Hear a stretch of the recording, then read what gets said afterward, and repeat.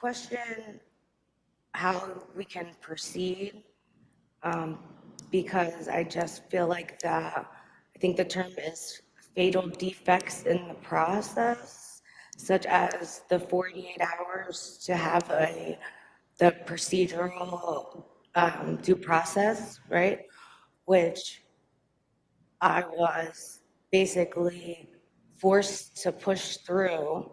So I was denied the right to question the arresting officers as to their training or what exactly did Mr. Graham, under a penalty of perjury, say that he feels he has sufficient evidence. I'm not threatening you. Say one more word and that's 30 days. 30 days. Hey, what's going on, guys? Welcome back to Sovereign Citizens Hall of Fame with your man TP. Today, we are back in the courtroom of Judge Tim Lewis out of the state of Washington. And those of you that know who Judge Lewis is, you know why I'm giggling, because this guy, he does not play around. And he has a sovereign citizen before him on today that I'm looking forward to seeing what she has to say and to see how Judge Lewis handles this situation. And as a bonus to you guys, I'm going to put basically a compilation that I did of Judge Tim Lewis down in the description. There will be a link to that if you want to check out more from him. And the link that I'm going to put in the description is from videos where he really showed off. Like, this guy does not play around, and he does it in such a meek and humble way, but also in a vicious type way. It's like he's super aggressive with the way that he handles these cases. But nonetheless, we're getting ready to jump in, guys. Don't forget to like, comment, share, and subscribe.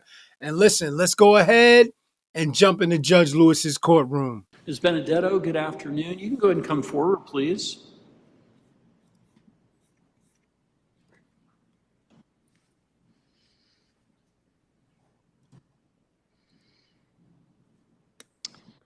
And Ms. Benedetto, I'm going to go ahead and have you have a seat right there. Please make sure the microphone is in front of you and the green light should be on. That's really important so that we can make sure that everything that we are discussing here today gets picked up. Can you hear me? Yeah. Yep, I sure can.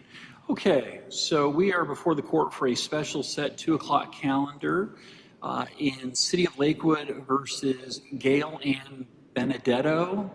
2 different cases involving Ms. Benedetto, 25L000583 and 25L004426. Both matters are before the court today for pretrial conferences. By way of procedural history, Ms. Benedetto was last before the court, let's see here, back on September 9th, 2025. At that point in time, Ms. Benedetto made a motion to the court to have her attorney of record from the Horwath offices, and I believe, if I remember correctly, that was Ms. Arnold, although it was Ms. Capone that was present at that time with Ms. Benedetto. Ms. Benedetto made a motion to assert her constitutional right to represent herself and to proceed pro se. The court reviewed the waiver of attorney with Ms. Benedetto on the record, and the court was satisfied that Ms. Benedetto understood the potential risks that she was taking by exercising that right.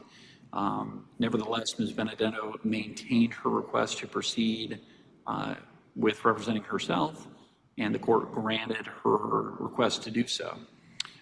Ms. Benedetto then, towards the end of the hearing, and that was on a regular pretrial conference calendar where a number of other matters were waiting, Ms. Benedetto made a further record that while she wanted to represent herself, she wanted to have standby counsel appointed to represent her.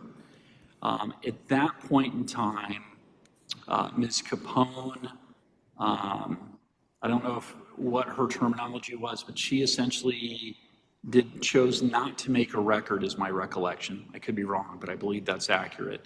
Mr. Graham put the court on notice that the prosecution may very well object to, I believe, what he was concerned might constitute hybrid representation under Washington law. And Ms. Benedetto, we set the matter over to today so that I can ask Ms. Arnold and Ms. Capone's supervisor, Angela Horwath, who is the lead attorney at that firm, to be present because they were previously your attorney of record and would be the court's default choice for standby counsel if the court appoints standby counsel. And I also want to give Mr. Graham an opportunity to further elaborate on any concerns he had as the prosecutor. Again, the reason I didn't do that at the last hearing were time constraints. I do want everybody to know, and I apologize to Ms. Benedetto and to everybody for this. Frankly, I forgot this matter was on the calendar this afternoon, and so I only have until 2:45 when I have to leave the bench. So we only have about a half an hour to work on this. But the issue that was scheduled to be addressed by the court today was a fairly limited one. I wanted to make sure that Ms. Benedetto, after having some time and opportunity to review the waiver of attorney, was still wanting to proceed pro se and represent herself, as she previously indicated. If the answer to that question is yes, then I wanted to next ask her whether or not she is continuing to request that standby counsel be appointed.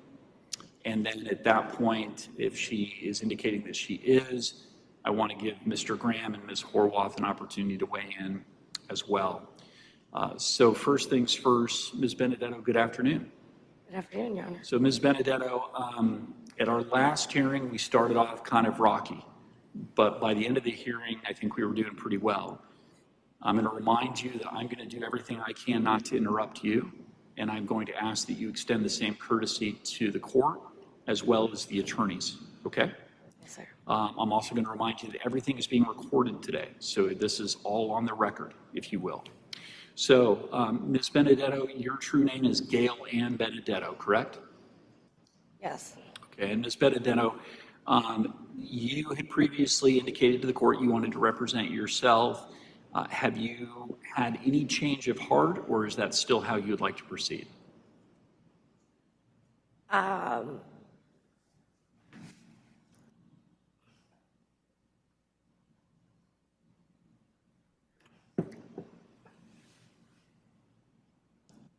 I question how we can proceed because I just feel like I think the term is fatal defects in the process, such as the 48 hours to have the procedural due process, right? Which I was basically forced to push through. So I was denied the right to question the arresting officers as to their training or what exactly did Mr. Graham, under a penalty of perjury, say that he feels he has sufficient evidence beyond a reasonable doubt that I've done these things that I'm not guilty of. And in all actuality, I was the actual victim on both of those occasions. And I would ask the court to investigate the address because I'm not the first one. I know of at least another woman before me. Her name was Stephanie. I don't remember her last name, but it's a pattern, and I don't know how deep it goes. But I just want to also put the court on notice that I've already been violated by my country to the betrayal of giving your citizens that you don't have any business arresting, putting them in a tribal jail that's 98% American is not tribal. It's money laundering or whatever you guys want to call it. It's fraud, and you just push everybody through. The fact that 2 different lawyers gave me the same script both times shows that that's your process and procedure, is to habitually and continuously deprive these people of their rights. And then for Nisqually to make me leave in 46 degrees raining weather on March 20th with no shoes, nothing but a small dress. I had no wallet, no phone, no nothing. I was passed out in my Jeep, completely unconscious when the police officers arrived. They didn't witness me doing anything malicious, and I did not do anything malicious. I had no malicious intent, and you will not be able to prove that beyond a reasonable doubt. So for him to lie and say that he has it, and for you to just continuously sign off.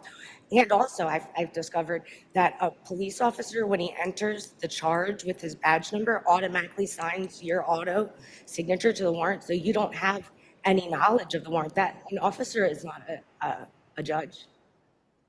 I mean, your whole thing is just, it's not going to hold up. And I would just move to a jury. I need my peers. I'm not going to accept fines. I'm not going to accept probation. There's no way we'll come to an agreement. I need my peers to say that you guys. So Ms. Benedetto, And it's been over 90 days since the malicious intent. I didn't get my 48 hours. I had 2 public pretenders. So if you continue to work with them as your go-to, defenders, knowing that they're not defending, then it kind of lands on you at this point. so Ms. Benedetto, the issues that I just heard you describing, what you've raised is a number of issues that would be motions, motions to dismiss this case. Hold on, I let you finish, now you let me finish, okay? Yes, sir. I'm not contesting that. I think you do have the right to bring whatever motions that you think are appropriate if you believe your rights were violated. My question for you at this point is, people in criminal cases in this state, in this country, bring motions to dismiss every day. The question that I need you to answer for me is whether or not you want to be assisted by, for being represented by an attorney when you bring those motions or when you seek that relief, or is that something that you want to do representing yourself? Previously, last time we were here, you said, no, Judge, I want to represent myself. So is that still the case, or are you now thinking that you want to be represented by an attorney? I mean, if you have a competent attorney who is going to do their job like they took an affirmation to do, not Horvath or however you pronounce it, obviously her law firm has failed me twice, so I shouldn't be obligated, and I'm not obligated to accept any representation, especially from people that don't represent anybody but themselves.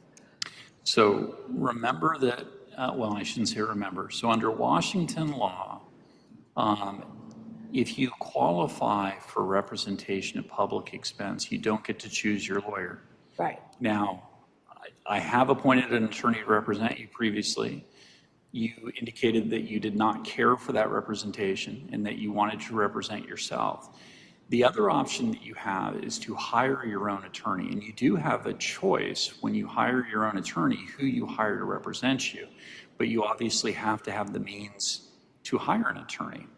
So I can give you time to try and hire an attorney if that's what you want to do, or you can proceed with representing yourself, or you can be represented by a court-appointed attorney, assuming you continue to qualify, but you don't get to pick that attorney, right? That attorney is picked by the court. So you may not like the choice, but that would be how that process would work. So knowing those 3 options, you can either hire an attorney, you can represent yourself, or you can take a lawyer that I appoint to represent you.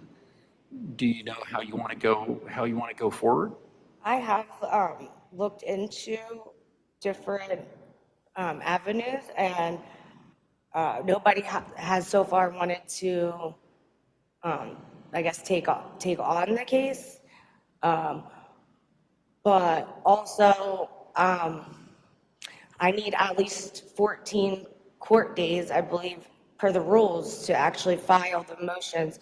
So I wasn't even given enough time, which is why I brought them, because it said that if I didn't file it in the right amount of time, I could submit it for you to, I forget the word, but basically to go over a review in court.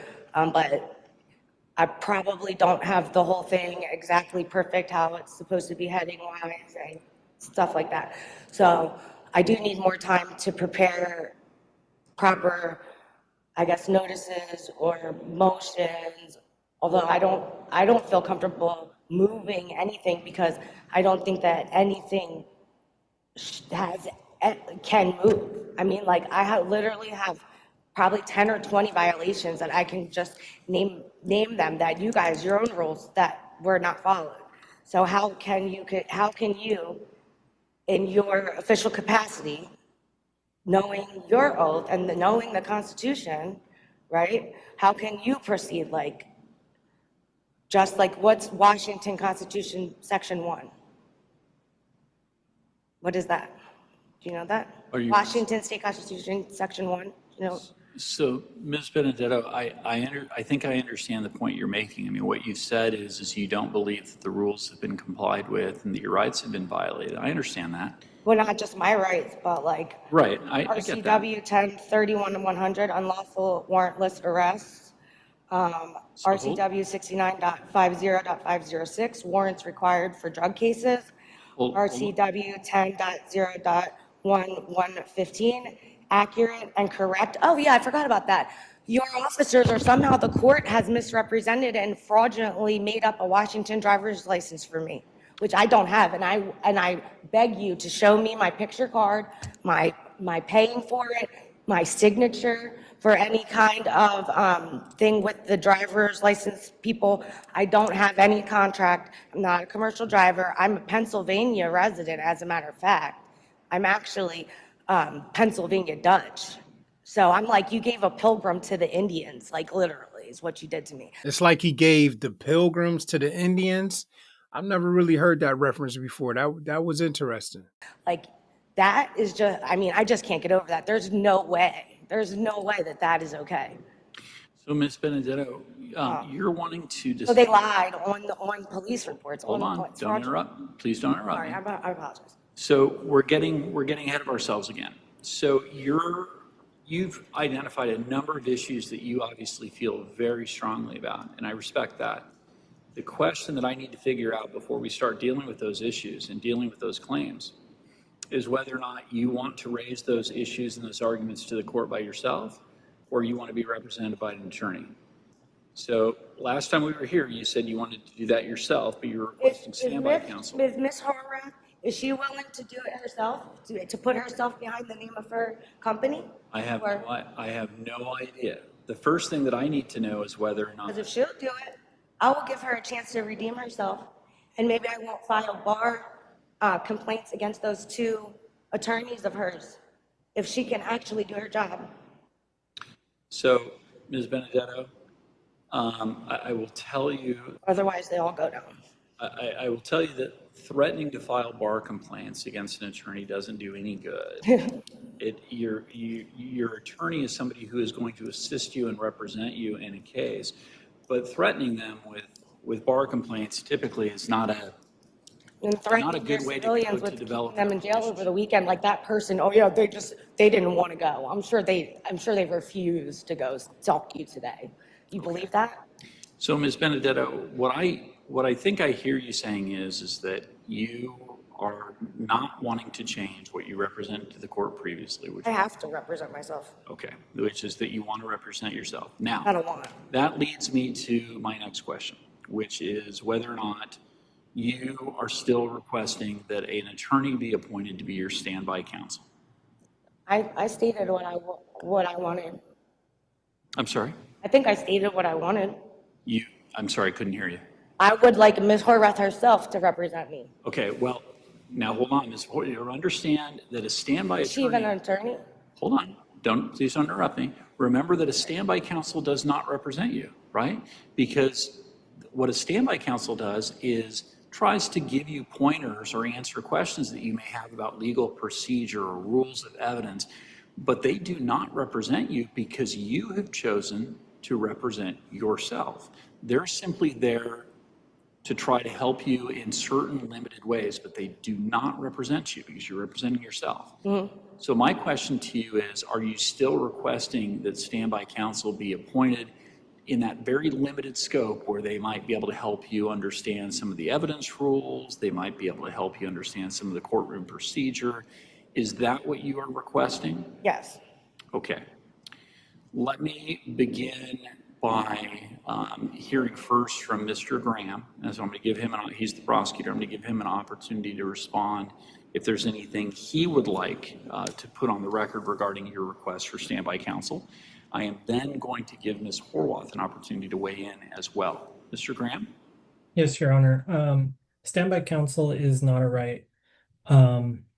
Ms.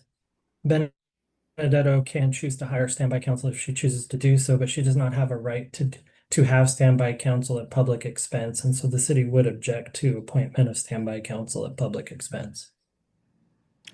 Thank you. Ms. Horwath, anything from you?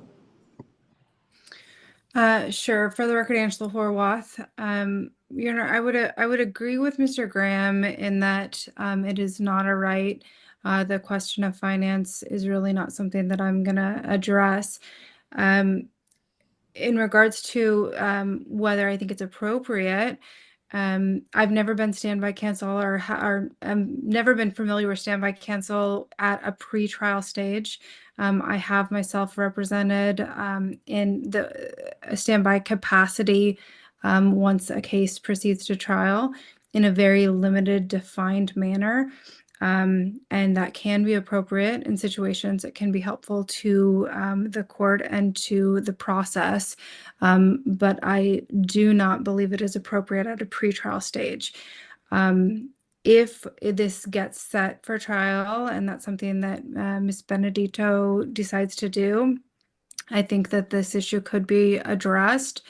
And if the court did appoint our office in a standby capacity, I would want very specific terms. The familiarity that I've had is that the contact is in court only. So there's not email communication, there's not phone communication. That would be reserved for an attorney-client privileged relationship. But rather we'd be present at essential hearings such as motion hearings, readiness hearing, trial hearing. If Ms. Benedetto had questions about the procedure or the court's ruling or objections, rules of evidence, that's something that we could provide. It's more akin to like an encyclopedia rather than providing any insight or doing any negotiations, making any suggestions. So I just want to be very clear that that's the only capacity we would feel comfortable doing if the court decided to ultimately have us assist as standby. But again, I don't believe it's appropriate at a pretrial stage. Thank you very much. So the court did have an opportunity to take a look at some fairly recent case law regarding Ms. Benedetto's motion for the court to appoint standby counsel, and the opinion that the court was looking at is a Court of Appeals opinion from 2024, State of Washington versus Bobby Darnell Gwynn, that is Gwin. The citation is 31 Washington App 2D 295. And the Court of Appeals guidance on this particular kind of a request from a pro se defendant is that the trial court must exercise its discretion in determining whether or not the appointment of standby counsel is appropriate.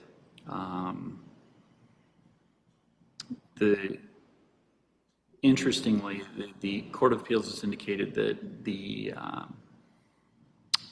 request for standby counsel from a pro se defendant falls under Article 1, Section 22 of the Washington State Supreme Court, the Washington State Constitution, that provides that pro se defendants receive reasonable access to state-provided resources, which can include standby counsel in some circumstances.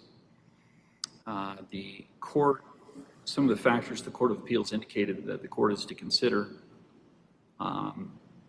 which includes all of the circumstances surrounding the situation. It's not an exclusive list, is the nature of the charge, In Ms. Benedetto's two cases, there are two charges. Case number ending in 4426 is a charge of knowingly possessing a controlled substance, a gross misdemeanor, I believe. Yeah, may I say Simple that I do misdemeanor. have a complete defense for that as well, because I was involuntarily drugged and kicked out, so I didn't knowingly possess anything. And if you're referring to THC, vape pens, that's Hold legal on, in Ms. Washington. Benedetto. Try not to interrupt me, okay?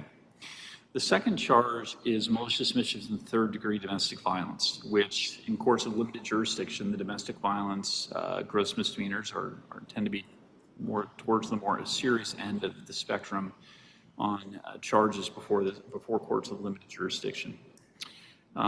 So that's one of the factors the court's supposed to consider. The court's supposed to consider the complexity of the issues involved. Relatively speaking, I don't think the charges here or the elements of the charges are particularly complex. The orderly administration of justice, I am a little bit concerned about that. I think Ms. Benedetto obviously has some very strong feelings about this, and so I am a little bit concerned about her ability to represent herself and maintain order and decorum within the court. So that is a concern of the court. Fair allocation of judicial resources, that is something that does concern me, and I think weighs in favor of not appointing standby counsel, because frankly, the attorneys that represent clients at public expense in this court are already very busy. And so for me to appoint one of them to be standby counsel for a pro se defendant who has made a knowing and intelligent decision to proceed pro se, that is a little bit concerning to the court. And then finally, the Court of Appeals notes the court should consider legitimate safety and security concerns and the conduct of the accused. There's nothing that I've seen from Ms. Benedetto that causes me to be concerned that she poses a risk to the safety of the court, the attorneys, or court staff. Ms. Benedetto, as I said, she has some pretty strong feeling that her rights have been violated in these cases, but at no point have I considered any of her statements or her behavior to be what the court would consider to be threatening in nature. So those are some of the factors that the court is supposed to consider in determining whether or not the appointment of standby counsel is appropriate. I'm also mindful of the argument that's been made by Ms. Horwath, which is standby counsel really is for the purposes of assisting with understanding procedure and rules of evidence and things like that, to assist a pro se defendant in a very limited capacity once it becomes clear the matter is proceeding to trial. And we're not there yet. So at this point, based on all of those factors, Ms. Benedetto, I am not going to appoint an attorney as standby counsel in this matter. These are both relatively minor criminal charges as criminal charges go. I think you do have the ability to articulate and make your own arguments as you have been doing. And if we get to a point where it appears these matters have to be resolved by way of jury trial, then at that point in time, the court may very well reconsider the decision. But at this point, I don't, and I do agree with Mr. Graham, under Washington law, there is no constitutional right to standby counsel. I am going to decline to appoint standby counsel at this point. Now, Ms. Benedetto, what that means is we are now at the point where you are going to be representing yourself as you've requested, and that's a right that you've exercised. If at any point in time you change your mind and you decide you want to be represented by an attorney, please let me know, okay? The next step that we need to take in your case is what's known as a pretrial conference. Now that we've sorted out that you are going to be representing yourself. And hold on one second. And what I want to do is take care of a couple of housekeeping matters. First and foremost, have you received discovery in this case? I have not. You have not. Okay. Let me speak with Mr. Graham and see from his perspective what the prosecution's position is at this point on providing you with discovery now that you have elected to represent yourself. Mr. Graham? Yes, Your Honor. This will probably be reminiscent of a statement that the city has made before to the court, but until the city receives a demand for discovery, the city does not release discovery. We have not received a demand for discovery from Ms. Benedetto yet in writing, and so once we have done so, then we would release it. Okay.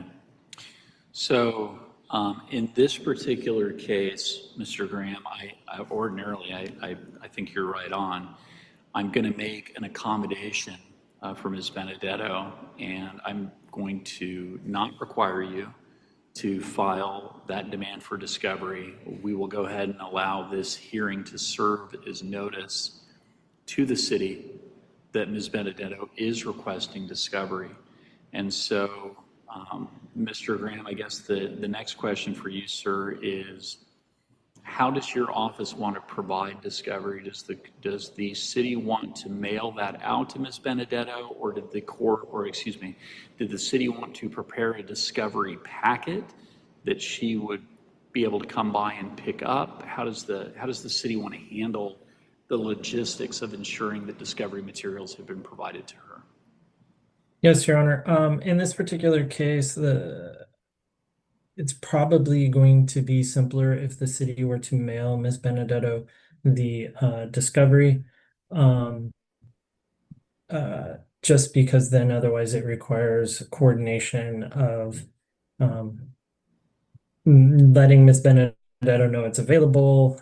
I can't say that it's going to be done in the next day or two. I don't know from my staff's perspective how quickly they can get that matter done. Usually I expected it would be done probably by the end of the week. But I can't be 100% certain without digging through these cases to see if there are any videos that have to be then put onto various media and things like that. Sometimes that takes time. So I would say the city will be happy to mail that out to Ms. Benedetto. I'm just trying to verify whether or not there's what the address is to use, because I assume it would be whatever address has been provided to the. Yeah, Ms. Benedetto, if you are comfortable, do you mind going ahead and reading into the microphone the address that you would like that discovery mailed to you? It needs to be a good address where you are confident you will receive whatever materials are sent to you. Yes, Your Honor. It's 7414 South Hosmer Street. Hosmer? Cosmer? Yeah, South Hosmer.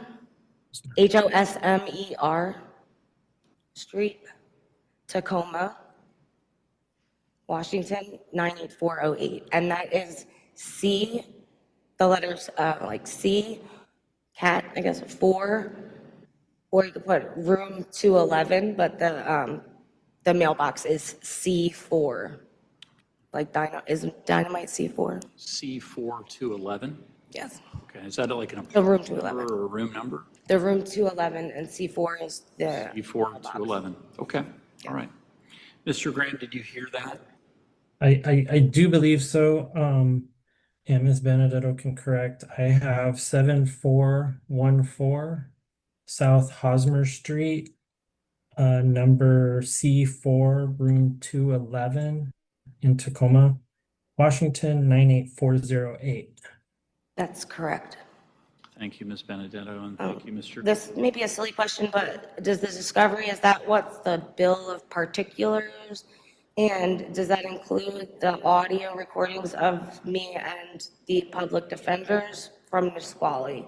Or how would I go about getting that for my evidence? So no. So the recordings that was on the record with you and your prior attorneys, you would be requesting audio files of court proceedings from the court counter. You would go out here and ask the court clerk They would have to look up the dates and times, and then they could provide those recordings.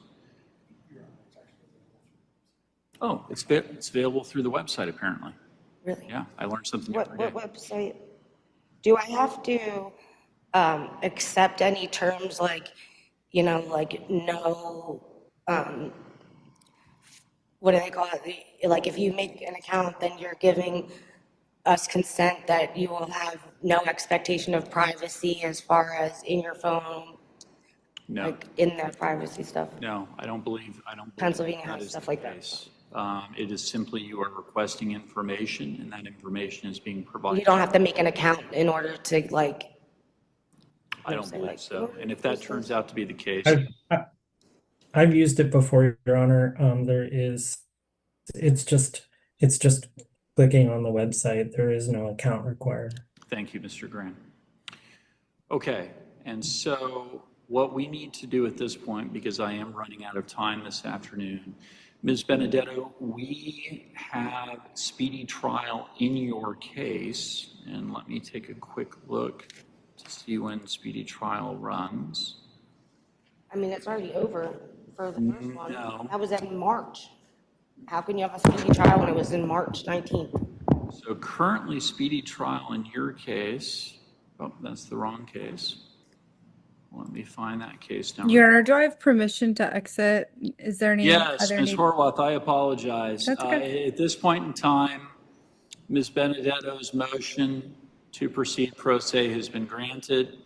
The court is not appointing standby counsel at this time, so your firm has withdrawn or I should say has been removed as the attorney of record. So yes, you are excused from future proceedings at this time. Thank you. Have a good day. Thank you. So let me pull that up very quickly because I did look at this in preparing for Ms. Benedetto's hearing today.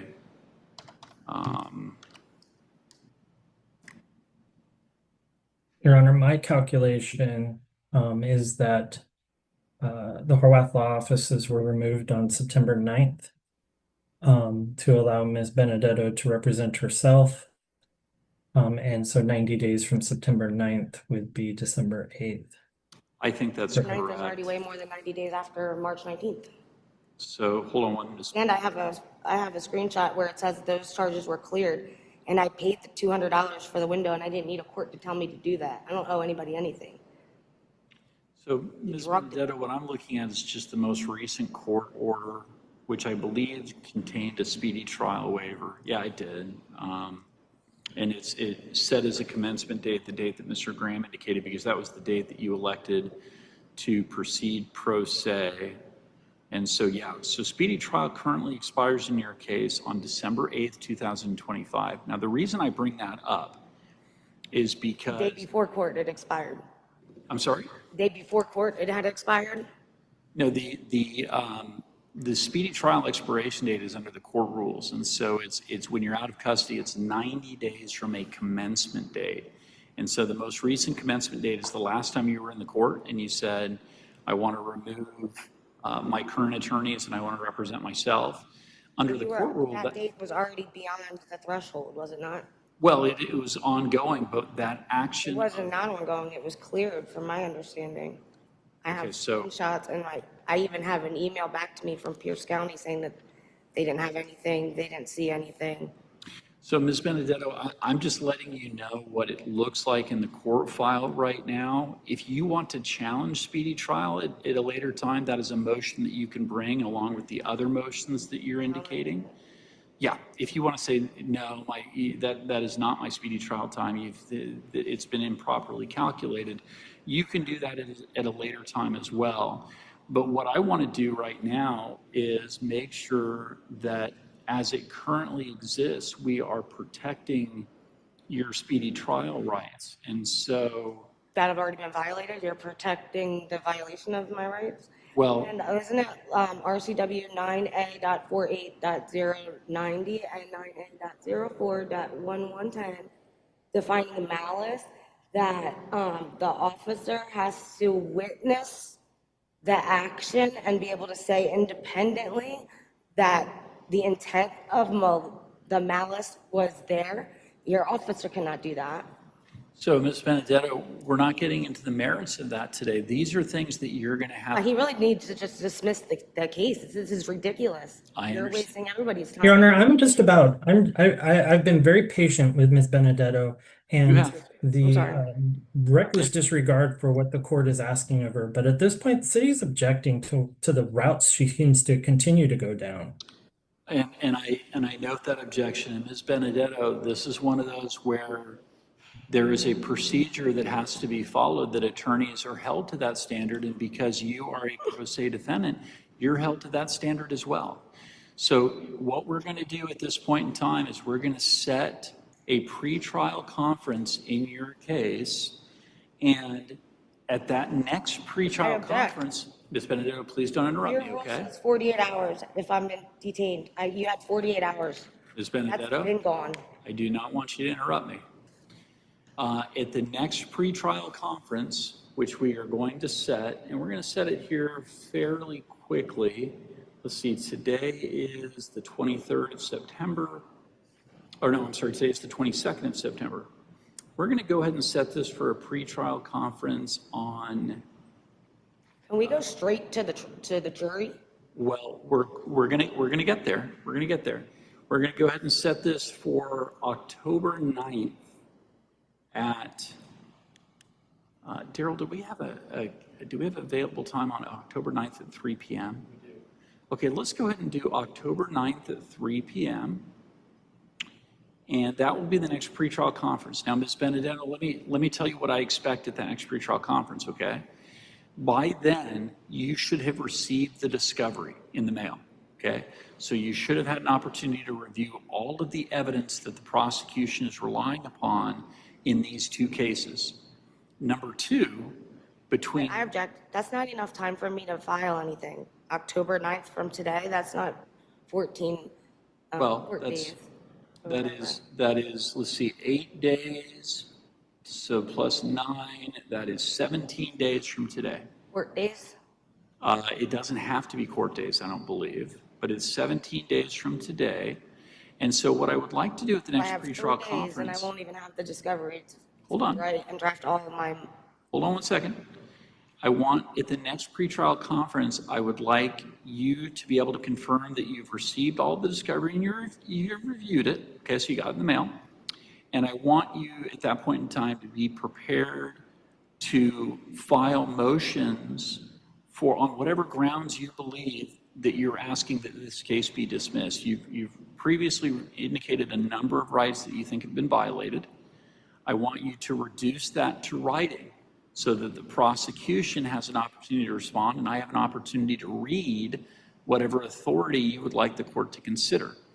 And then at that time, we will discuss when or if we are setting this matter to hear those motions or setting it for trial, okay? I have a supplemental affidavit questioning the legality and equal protection. And I have something else. I don't know what they're... Yeah, and those are all things that you're going to be able to file at the next pretrial conference. Can I file them today? I would like you to have the discovery before you file motions because I'd like you to know what the evidence is against you. There's not really much more of an affidavit, but omnibus, I guess, to abate. Yeah, so we don't do omnibus hearings. We do what's called pretrial conferences, and they're very similar. But that's going to be the next hearing. And enjoin all unlawful and illegal proceedings, including requests for sanctions, redress, and formal objections to procedural substantive violations, breach of official misconduct, which is felonious. Yep, and you will have the option of filing and raising whatever motion that you think is appropriate. No, because you guys don't follow your own rules. I can name 20 of them. Well, and Ms. Benedetto, this is setting the matter for October 9th as an opportunity for you to put down all of those examples that you believe the law has not been followed on, and then the court will rule upon that motion and decide what remedy is appropriate.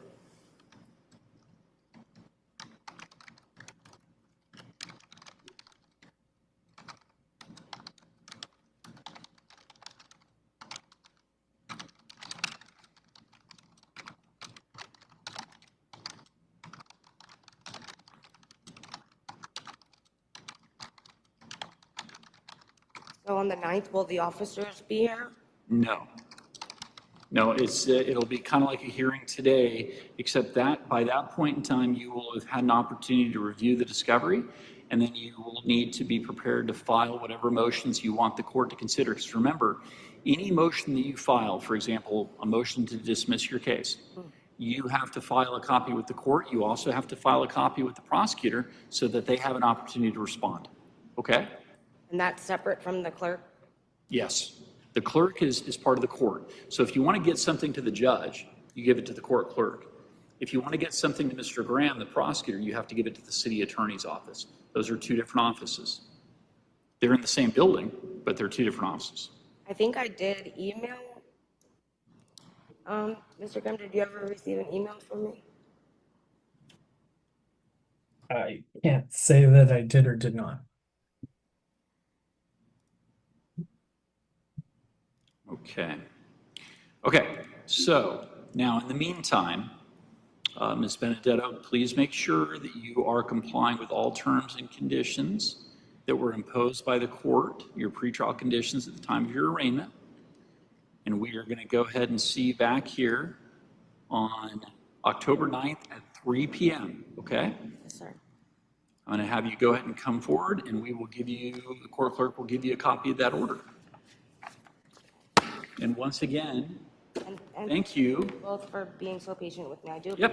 Well, I was about to tell you, I think you're doing quite well. So just continue to conduct yourself in the way you are, and we will get through this one hearing at a time. And at this point in time, we're going to give Ms. Benedetto a copy of the court's order so she has the next date.